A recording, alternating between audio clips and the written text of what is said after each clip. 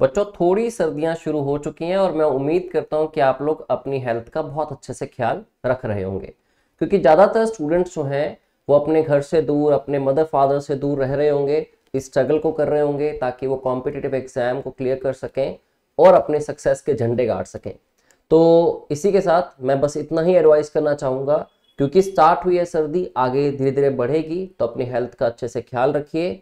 और इसी के साथ हम लोग कंटिन्यू करते हैं अपनी वर्ड स्वैपिंग की सीरीज को, जिसमें हम लोग ऑलरेडी 3 वीडियोस कर चुके हैं। आज डे 4 है वर्ड स्वैपिंग का। अगर आप लोगों ने पिछली 3 वीडियोस नहीं देखी हैं तो फर्स्ट से स्टार्ट करके देखना शुरू करिए, और आपकी डेफिनेटली जो कॉन्फिडेंस बिल्डिंग है प्लस एक सीक्वेंस, आपको मैनर्स पता लगते हैं बेसिक से मॉडरेट से हाई लेवल के क्वेश्चंस के, उससे अंडरस्टैंडिंग बेटर हो पाएगी इस वीडियो की। तो पहले की तरह जैसे हम पहले कुछ क्वेश्चंस कर रहे थे उसमें भी कुछ ऐसा ही मेंशन था कि in each of the questions given below 4 words are given in bold, these 4 words may और may not be in their correct position. तो आपको वर्ड्स को स्वैप करना है इफ रिक्वायर्ड, अगर नहीं हो तो हमेशा मत करना इसको कि करने ही होते हैं वर्ड स्वैप।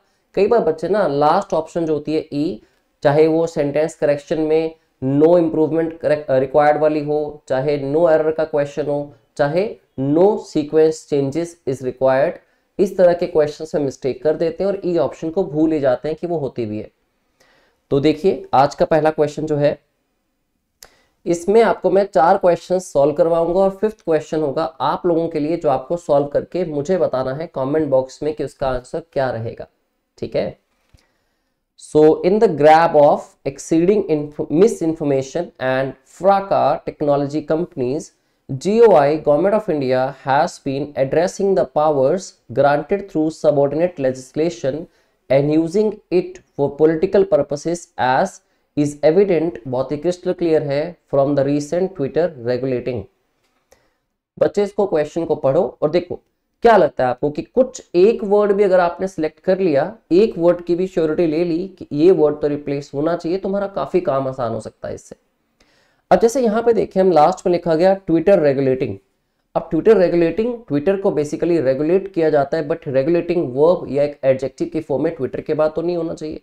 अब दूसरी बात, पूरे सेंटेंस का मीनिंग है क्या कि इन द गाब ऑफ, ठीक है, किस चीज के गाब में, किस चीज पे मिस इन्फॉर्मेशन की बात हो रही है। अब exceeding miss information might be correct, but आपको इसके अलावा क्या वर्ड यहाँ पे दिखता है कि मिस इन्फॉर्मेशन के साथ क्या आ सकता है, एड्रेसिंग मिस इन्फॉर्मेशन एंड फ्राका technology companies. Government of India ने क्या किया है, has been addressing the powers granted by, ठीक है, गवर्नमेंट ऑफ इंडिया एड्रेस कर रही है पावर्स को। अब देखिए पावर्स को कभी एड्रेस नहीं किया जाता, ठीक है। दूसरी बात जो यहाँ लिखा गया ट्विटर रेगुलेटिंग, ये तो कंप्लीटली इनअप्रोप्रिएट है ग्रामेटिकल स्ट्रक्चर के हिसाब से भी और कॉन्टेक्चुअली भी। अब यहाँ पे एक वर्ड गिवन है फ्राका, ठीक है, समझते हैं कि इस वर्ड का मीनिंग होता क्या है। बच्चों पहली बात तो इसकी प्रोनाउंसिएशन जो होगी वो फ्राका होगी, ठीक है। इसका मीनिंग क्या होता है, किसी भी तरह की डिस्टर्बेंस या किसी भी तरह का क्लैश या फिर किसी भी तरह का क्वाल। अब आप क्योंकि जानते हैं कि ट्विटर के ऊपर ये सब चीजें हुई थी, इसलिए ट्विटर को जब एलोन मस्क ने परचेज किया तो उसका नाम भी चेंज करके रखा गया एक्स। जबकि आज आप इंडिया में देखें तो जो ट्विटर है जिसका नया नाम एक्स है, उसकी सब्सक्रिप्शन उस पर अप्लाई की गई, ना कि वो एडवर्टीजमेंट से पैसा कमाएंगे, ऐसा कहा गया। और जब हिंदुस्तान की बात आती है, सब्सक्रिप्शन से दुनिया ऑलरेडी भागती है, चाहे नेटफ्लिक्स हो वो भी लॉस में चलता है इंडिया में, तो ठीक है। तो सब्सक्रिप्शन, क्योंकि सब्सक्रिप्शन के ऊपर आप बेस करेंगे उस चीज को, एलोन मस्क ने ऐसा सोचा था कि ऐसा होगा, पर सब्सक्रिप्शन बेसिस अगर देखें लोगों की गिनती कम हुई बहुत ज्यादा और एक्स को लॉसेस भी देखने पड़े। तो यहाँ दोस्तों ट्विटर फ्राकास अगर हम वर्ड लगाएं तो बिल्कुल अप्रोप्रिएट रहेगा कि ट्विटर का जो क्लैश हुआ, ये ट्विटर के बीच में कुछ भी डिस्टर्बेंस या क्वाल्स हुए। तो अगर मैं इतना ही देखता हूं अगर कि ट्विटर के साथ फ्राका मुझे ऐड करना है, तो मतलब डी वर्ड को रिप्लेस किया जाए, और उठाया कहां से, मुझे फ्राका को कहां उठाया मैंने, कहां से, बी से, विच मीन्स बी और डी रिप्लेस होने चाहिए, ठीक है। अगर आप सिर्फ डी को इतना इंश्योर कर लेते हैं कि डी के साथ क्या आएगा, डी वर्ड जो मेंशन्ड है उसकी जगह पे क्या आएगा, तो काम काफी आसान डेफिनेटली होगा। तो अगर मैं बी और डी को रिप्लेस करता हूं, ऐसा अगर मैं सोचता हूं, तो मैं पहले अपने ऑप्शंस को भी चेक कर लूं कि बी और डी वाला ऑप्शन है भी कि नहीं। अब इसमें बी और सी है, इसमें ए और डी है, इसमें ए सी के साथ साथ बी डी है, इसमें बी ए के साथ साथ सी डी है, तो बी डी तो है। राइट। बट वही बात, बाय वन गेट वन, अगर मैं बी डी करता हूँ रिप्लेस तो मुझे ए सी को भी रिप्लेस करना ही पड़ेगा, ठीक है। तो मुझे जरा चेक करना है कि क्या ए सी को रिप्लेस करने से सेंटेंस मोर अप्रोप्रिएट या फिर ग्रामेटिकली और कॉन्टेक्चुअली करेक्ट सीन ऐसा दिखता है मुझे कि करेक्ट हो जाएगा। अब मैं ए और सी को जरा रिप्लेस करके देखता हूं। तो in the garb of addressing, addressing what, addressing miss information को एड्रेस करने की बात हो रही है यहां पे। और साथ ही साथ अगर मैं सी को रिप्लेस करता हूं यहां पे, तो सी की जगह पे क्या आना चाहिए, a exceeding powers granted through subordinate legislation. अब लेजिस्लेशन के द्वारा जो सबऑर्डिनेट किया जाता है, ठीक है, कौन सी पावर्स को, जो बढ़ रही हैं, बढ़ती हुई पावर्स जिनको ग्रांट किया गया through subordinate legislation and using it, और इसको यूज करना पॉलिटिकल पर्पसेस के लिए, एज इज एविडेंट, क्योंकि ये चीज एविडेंट है फ्रॉम द रीसेंट ट्विटर फ्राका क्लैश, राइट। तो ए और सी को अगर मैं रिप्लेस करता हूं तो डेफिनेटली मुझे सेंटेंस में अप्रोप्रिएट एक सेंस मिलती है, प्लस सेंटेंस के अंदर कॉन्टेक्चुअल मिस्टेक के चांसेस खत्म हो जाते हैं, क्योंकि शायद एक्सीडिंग मींस इंफॉर्मेशन करेक्ट हो सकता है बट एड्रेसिंग पावर्स करेक्ट नहीं हो सकता। बट जब दोनों को मैं रिप्लेस कर दूंगा तो दोनों अपनी जगह पे अप्रोप्रिएट हो जाएंगे। तो अगर ए और सी को भी साथ में रिप्लेस किया जाए, बी और डी तो डेफिनेटली करेक्ट थे, तो आंसर आपका आ जाता है ऑप्शन सी। इस तरह से ग्रामेटिकल नॉलेज यहाँ पे ज्यादा अप्लाई नहीं हो पाई क्योंकि ग्रामेटिकल मिस्टेक्स कम थी, कॉन्टेक्चुअल मिस्टेक्स थी, वर्ड्स का करेक्ट यूजेज जो था वो मेंशन नहीं था, ठीक है। चलिए इसी के साथ नेक्स्ट क्वेश्चन करते हैं। अब यहां लिखा गया N effective infrastructure between industry and infrastructure. चलो स्टार्टिंग में कुछ गलत लग रहा है आपको कि बिटवीन मतलब दो चीजों के बीच की बात हुई। अब दो चीजों के बीच किसकी, इंडस्ट्री, एक इफेक्टिव कोई चीज जो दो लोगों के या दो चीजों के बीच, किस किस के बीच, इंडस्ट्री के और इंफ्रास्ट्रक्चर के, तो नहीं हो सकती, राइट। अब इंफ्रास्ट्रक्चर यहां पे वर्ड गिवन है तो ये तो करेक्ट है क्योंकि बोल्ड वर्ड कौन सा आपको हाईलाइटेड मिला, ए, ठीक है। तो इसको रिप्लेस आपको करना होगा। अब इसके लिए आप देखेंगे कि कौन सी ऑप्शन करेक्ट होगी। तो जी ये श्योर हो गया कि ए रिप्लेस होगा। अब ए रिप्लेस कहां कहां होगा, मैं ऑप्शंस की हेल्प भी ले सकता हूं, ठीक है। ए को या तो सी के साथ किया जाए, या ए को बी के साथ, या ए को डी के साथ, ये तो कंफ्यूजिंग हो जाएगा, ठीक है। तो मैं क्यों ना सेंटेंस पढ़ के आइडिया लगा लूं। मैं आपको जब मैं क्वेश्चन सॉल्व कर रहा हूं तो आपको बेसिकली मैं इनडायरेक्टली कुछ ऑप्शंस दे रहा हूं, कुछ वेज मेथड्स बता रहा हूं किस तरह से अपने क्वेश्चन के आंसर को आप इंश्योर कर सकते हो जब आप क्वेश्चन को खुद सॉल्व करेंगे। सो एन इफेक्टिव एंडेवर्ड क्यों नहीं हो सकता, क्योंकि एन इफेक्टिव जब मैं लिखता हूं तो इफेक्टिव यहां पे क्या हो जाता है बच्चे, इफेक्टिव हो गया एडजेक्टिव। एन क्या है, ए एन और द आर्टिकल्स। इतना तो क्लियर है कि बाद में आना चाहिए नाउन, जिस नाउन के लिए आर्टिकल मेंशन्ड है। तो ए को बी के साथ तो रिप्लेस नहीं कर सकते, इसलिए ए बी वाला जो ऑप्शन है इसको निकाल देते हैं बी को, ठीक है। और क्योंकि नो इंप्रूवमेंट का क्वेश्चन तो बिल्कुल नहीं है तो ऑप्शन ई भी निकाल दी। एक वर्ड से आपने अपनी दो ऑप्शन एलिमिनेट करके इतना इंश्योर कर लिया कि आपका काम 40% आसान हो चुका है। नाउ अब क्योंकि ए को रिप्लेस करना ही है, इसको भी निकाल दे क्योंकि इसमें ए वाला ऑप्शन ही नहीं है। अब या तो ए सी के साथ रिप्लेस होगा या फिर ए डी के साथ रिप्लेस होगा। तो जरा सी चेक करते हैं। तो एन इफेक्टिव इंटीग्रेशन, चलो सेंटेंस पढ़ लेते हैं एक बार। An effective infrastructure between industry and infrastructure shall be endeavoured. अब शैल बी एंडेवर्ड तो ग्रामेटिकली भी करेक्ट है, क्योंकि आप देखें अगर किसी भी मॉडल वर्ब के साथ आप बी लगा रहे हैं तो वो पैसिव वॉइस में चला गया। अब पैसिव वॉइस के साथ क्या होना चाहिए, वर्ब की third form which is already mentioned, right. तो मुझे बी को रिप्लेस नहीं करना। अब बी को रिप्लेस नहीं करना तो मेरी सी और डी ऑप्शन में देखूं अगर मैं, तो बी और डी तो आपस में रिप्लेस हो रहे हैं, ठीक है। और बी और डी रिप्लेस हो रहे हैं तो मैं चेक भी कर लेता हूं कि क्या पता मुझे डी को नहीं लगाना था यहाँ पे, क्या पता अप्रोप्रिएट वर्ड वही था। तो शेल बी इंटीग्रेशन, डी में तो लिखा है इंटीग्रेशन, तो शेल बी इंटीग्रेशन नहीं हो सकता, इसलिए बी डी जिसमें गिवन है वो ऑप्शन मैंने निकाल दिया। इवन इफ मैं सेंटेंस पढ़ूंगा पूरा चाहे ना पढ़ूं, मेरी ऑप्शन ए की बचती है कि ए और डी रिप्लेस होने ही चाहिए। येट मैं पढ़ूंगा और इस चीज को क्लियर करूंगा। प्रूफ रीडिंग बहुत इंपॉर्टेंट है, पूरे सेंटेंस को पढ़ के एंश्योरिटी लेना क्योंकि एक्यूरेसी आपकी बन सके, that is very important. So now N effective integration, कि दोनों को इंटीग्रेट कर दिया जाए। इंटीग्रेशन दो चीजों के बीच ही होती है या दो से ज्यादा चीजों के बीच होती है, ठीक है।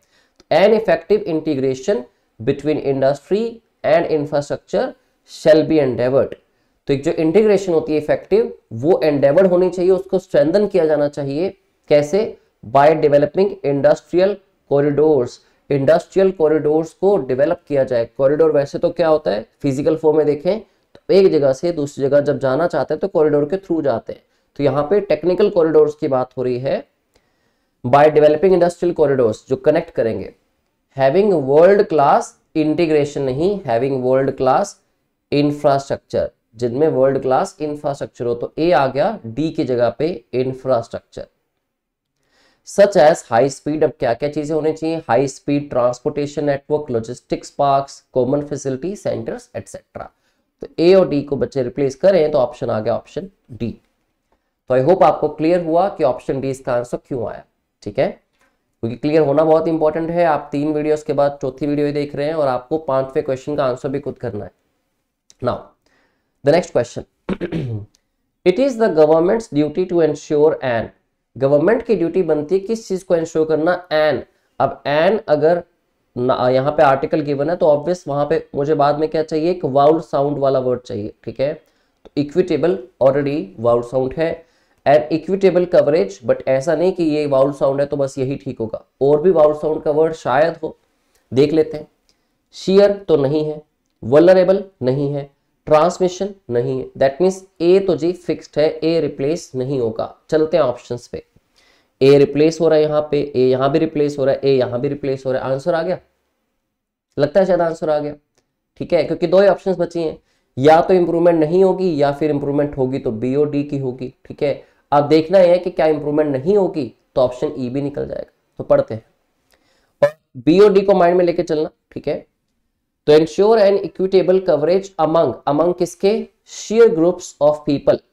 अब शेयर ग्रुप, शेयर का मतलब क्या होता है, जब आप एम्फेसाइज करते हैं किसी भी चीज के नंबर को या उसकी क्वांटिटी को, बेसिकली इंटेंस इसको कह सकते हैं आप, quantity sorry.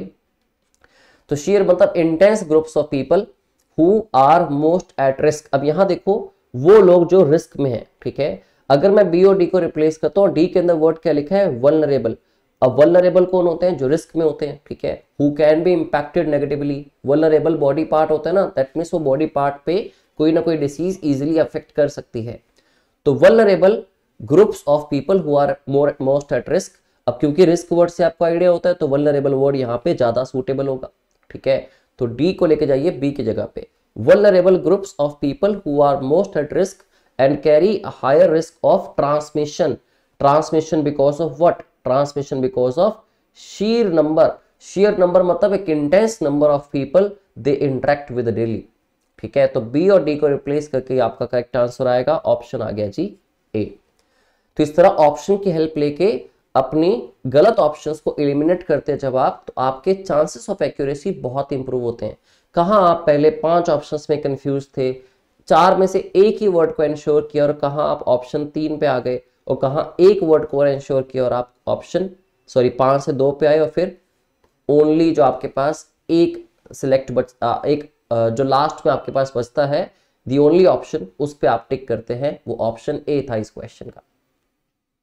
I hope you're getting my point. I hope you're understanding how these things are being done. ठीक है, कैसे इन वर्ड्स को रिप्लेस कर रहे हैं हम लोग, and how and what sort of strategy we are using while solving such questions where we can, in the given time, like from 30 to 45 seconds, we can solve such questions very easily with 100% accuracy. Okay. Question number 4.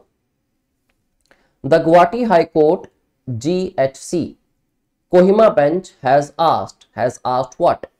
Has asked the Nagaland government. उन्होंने Nagaland government से पूछा है या उनसे request की है क्या करने की, to take up. Now take up what?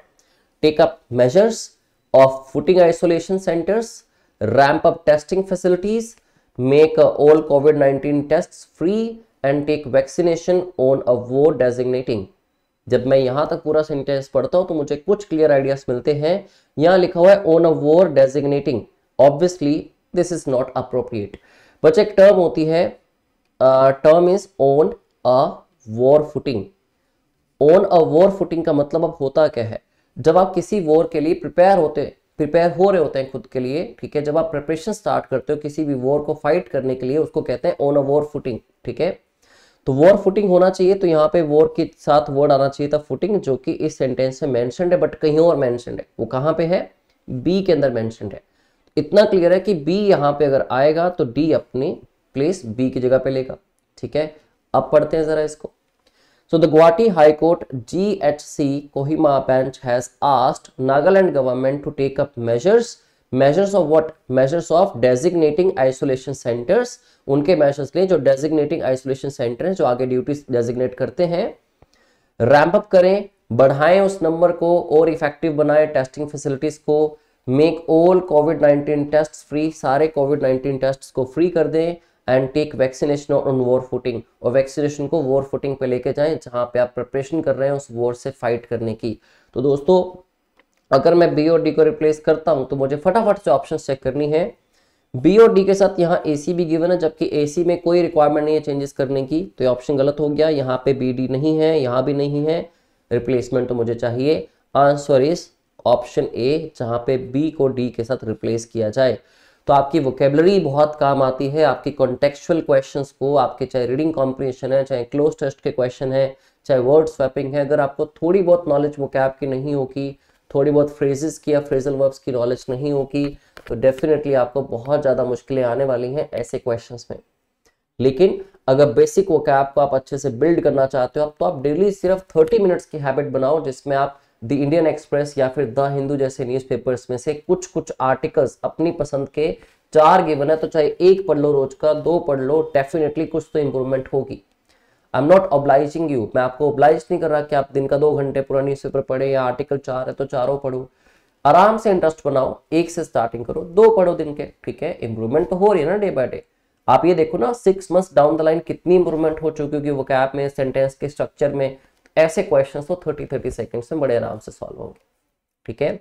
बाकी मेरी यूज की हुई स्ट्रेटजी या अप्रोच को भी इनकलकेट करें कि एक बार कुछ वर्ड फाइनलाइज होता है तो फटाफट से ऑप्शंस पे चले जाओ, खराब ऑप्शंस को एलिमिनेट करो और ऑप्शन की हेल्प से अपना आंसर भी फाइंड आउट करो, ठीक है। अब अगला क्वेश्चन जिसको आपको सॉल्व करना है, बहुत मुश्किल क्वेश्चन नहीं है, इजी लेवल का क्वेश्चन है। Connecting with people who want to solve the same problems is a powerful way of things businesses, especially when you want to do creating differently।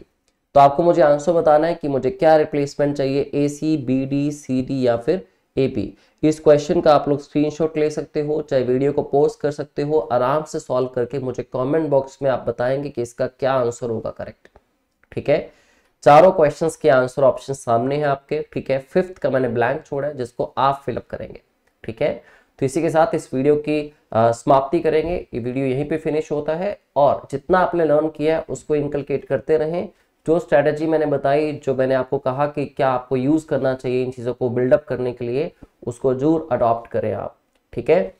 तो फिर से आपसे जल्दी मुलाकात होगी, तब तक अपना ख्याल रखो। जैसा कि मैंने बिगिनिंग में कहा था, थोड़ी सर्दी शुरू हो गई है और थोड़ा ख्याल रखना तो बनता है।